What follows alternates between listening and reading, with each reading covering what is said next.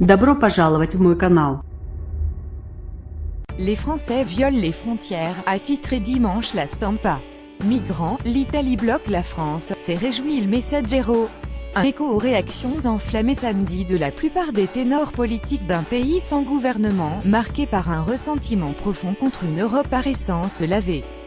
Les mains des arrivées massives de migrants sur la péninsule italienne, l'affaire de la petite station de ski de Bardonecchia s'est immédiatement transformée en casus belli diplomatique.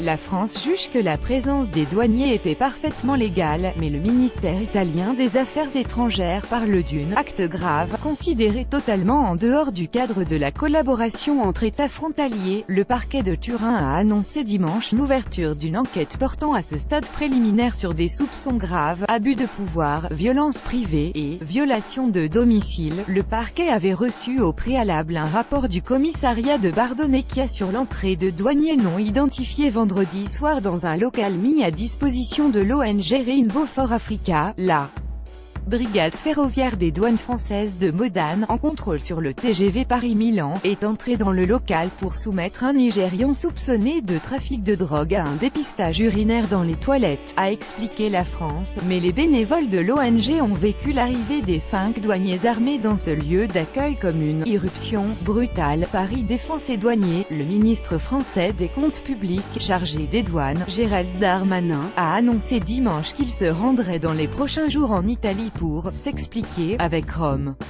Mais il n'est pas question de présenter des excuses pour la présence de douaniers qui n'ont rien fait d'illégal en utilisant un local mis à disposition dans le cadre d'un accord franco-italien de 1990, a-t-il dit, même si l'Italie a donné très récemment la jouissance de ce local à une ONG, les douaniers ont demandé l'autorisation d'y entrer, ce qui a été accepté, a-t-il argué, pour calmer le jeu en attendant de se rendre à Rome. Monsieur Darmanin a néanmoins demandé aux douaniers de suspendre le fonctionnement de l'accord de 1990. Un haut fonctionnaire du ministère italien des Affaires étrangères avait convoqué samedi l'ambassadeur de France à Rome, Christian Masset, pour exprimer la ferme protestation du gouvernement italien pour la conduite des agents des douanes françaises, considérée comme inacceptable. Il s'était référé à de récents échanges d'informations entre les douanes françaises et les chemins de fer italiens, précisant que le local de la gare de Bardonecchia n'était plus accessible, car désormais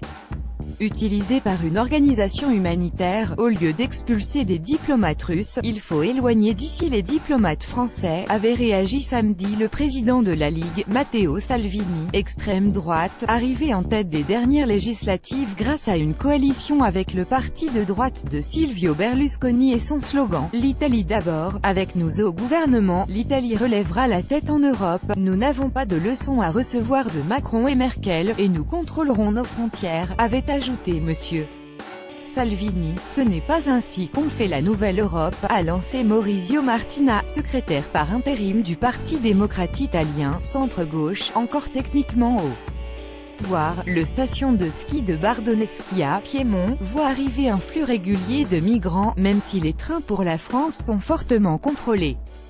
Certains passent par la route d'un col, longue de 16 km, qui sépare Bardonecchia de Nevache, le premier village français.